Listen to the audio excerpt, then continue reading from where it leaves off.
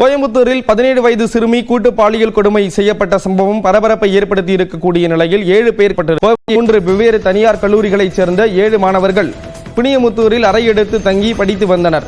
இந்நிலையில் ஸ்னாப்சாட் செயலியில் கணக்கு வைத்திருக்கும் 17 வயது சிறுமி ஒருவரை தொடர்பு கொண்ட மாணவர்கள் அவரை குனியமுத்தூர் அறைக்கு வரவழைத்தனர். பின்னர் 7 பேரும் சிறுமி வீடு திரும்பியதால் அவரது பாட்டி காவல் நிலையத்தில் புகார் அளித்தார்.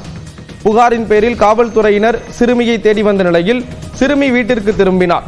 இதனையடுத்து கல்லூரி மாணவர்கள் 7 பேர் மீதும் போக்சோ சட்டத்தின் கீழ் வழக்கு பதிவு செய்த காவல்துறை என்ற கோணத்திலும் விசாரணை நடந்து வருகிறது.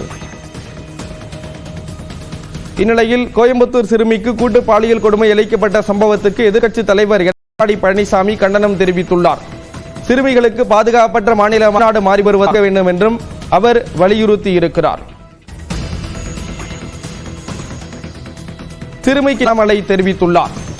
பெருகி இருக்கும் போதைப் பொருட்கள் புழக்கத்தால் இளைஞர்கள் விலங்கு முற்றிலும் பாதுகாப்பு இல்லை என குறிப்பிட்டிருக்கக்கூடியவர் தமிழக அரசை குற்றம் சாட்டியிருக்கிறார்.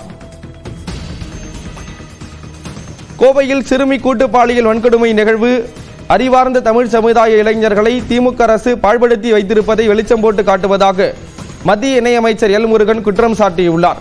அவரது எக்ஸ் பக்க பதிவில் மாவட்ட வாரியாக மதுவிலக்கு அமலாக்கத்துறை மற்றும் காவல்துறையினர் முறையான சோதனையில் ஈடுபடுகிறார்களா என்ற சந்தேகத்தை தொடர்ந்து வலுப்படுத்திக் கொண்டே இருப்பதாக கூறியிருக்கிறார்.